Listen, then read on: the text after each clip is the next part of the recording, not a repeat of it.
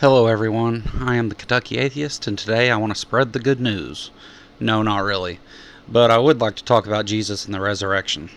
Please keep in mind this is not 100% debunking of the zombie Jesus story, but just some of the main points of why I reject the claim that Jesus rose from the grave. And with that, let's get into it.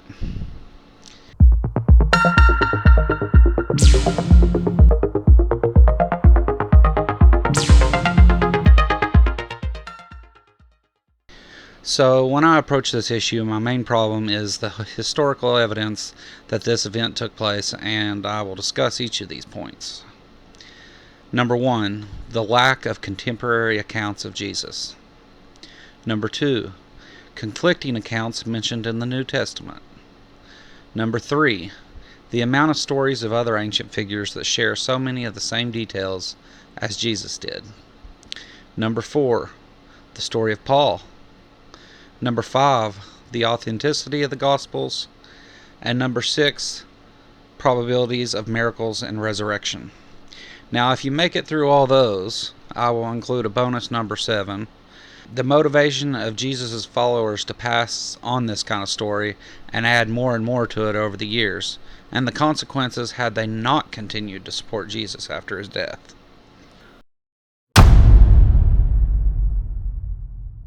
So when you read the Gospels, they lead you to believe that these are first-hand accounts of what happened in Jesus' life, but they are very far removed from it. We are talking about stories that were passed down over decades and then written by unknown authors, which were then later written in Greek by, we don't know, we don't have those original writings either. Just the later Greek writings that took place between 40 and 90 years after the events they describe. You see, most of the people present at the time were illiterate, so these stories were passed down as a type of oral tradition, and then later those stories were written down. Bart Ehrman has a pretty good piece you can find on YouTube describing some of the changes that were made to the writings, proving that the details of the events were changed over the years.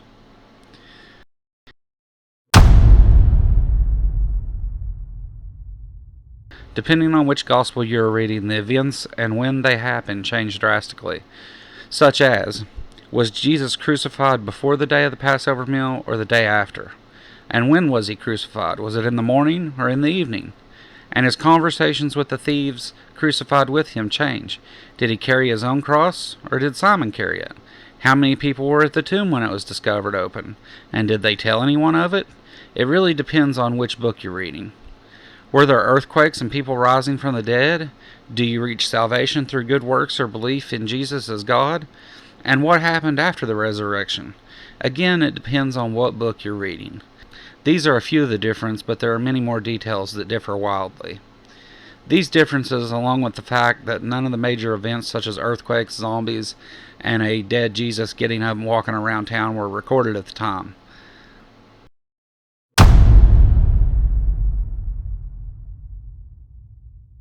Many of these stories, while not similar to one another, carry a lot of similarities with other figures in the ancient world, through things like the virgin birth, knowledge of religion, healing the sick, performing miracles, crucifixion, three-day resurrection, and many more, appear in both historical accounts and mythology. In the stories of Horus, Romulus, Hercules, Odysseus, Krishna, Buddha, and many more that predate the life of Jesus. Simply put, the story of the life and death resurrection appears to borrow some aspects from these other stories.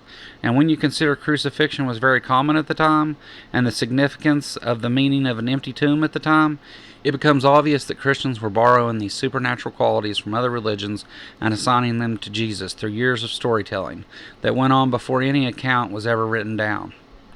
I'm not arguing against the existence of Jesus. I think there may have been a guy with a large following telling people he was the Messiah that was put to death, but it seems many of the details outside this are fiction.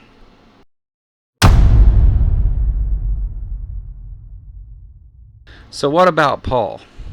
Believers and apologists often point to Paul as supporting the resurrection, but Paul doesn't actually write about the death and resurrection events as an eyewitness. He does claim to have heard a voice and saw a light in one of his accounts of the story, but there are 3 stories and they change each time. Now, apologists often argue that Paul saw a bodily Christ, but even though accounts change, it's said people with him heard a voice but saw no one. Paul waits 20 years after the death of Christ to write any of this down, and everything he claims about the 500 and other appearances of the resurrected Christ are just that, they're claims. The story of the 500 that Paul claims seen Jesus after he rose had been circulating for 20 years, yet none of those 500 or anyone else thought to write it down in that time. I think Paul was expressing beliefs of Christians as told to him, but he was not an eyewitness and didn't gather stories from eyewitnesses. If 500 people saw Jesus, why did none of the gospel writings reflect this? I mean, they mentioned all the people that saw Jesus, but they left out an important story about 500 people seeing him. These facts about Paul don't prove him wrong, but they throw serious doubt into his account.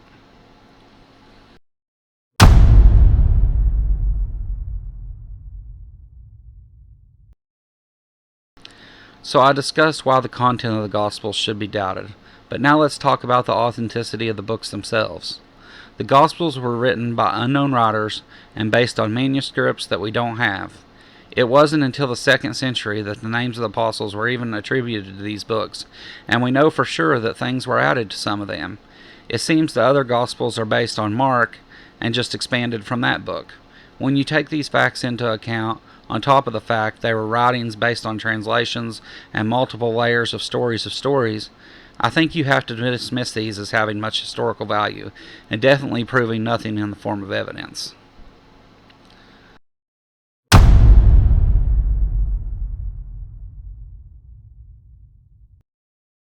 So when we add all the things I've discussed up, where does that leave us? Well, I'm not claiming to disprove the resurrection, but it definitely casts much doubt on its truth. The case for the resurrection is purely circumstantial and relies completely on believers having faith, which I think Aaron Ra defines perfectly, by saying pretending to know what you don't know to be true. Admittedly, my case against the resurrection is circumstantial as well, but there is much more evidence of doubt than there is supporting the case, and this is a very partial list. I'm not so sure I do a very good job of portraying it, though. In my area, I never get to argue against resurrection because we can't make it past Noah and his fucking boat. But I digress.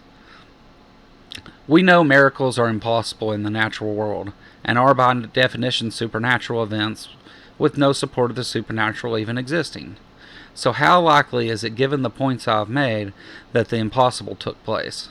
Well, it's less likely than any other explanation you could give, and there are many of those explanations, making it an unreasonable belief.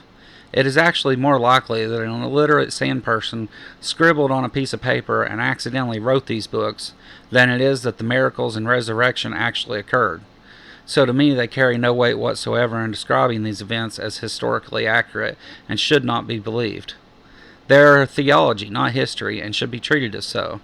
Just unfounded beliefs. You have to not only believe in the impossible to say these events happen, but you have to do it in the face of a lot of evidence to the contrary, and that's unreasonable as well. So when I say faith is believing contrary to the evidence, that's what I mean.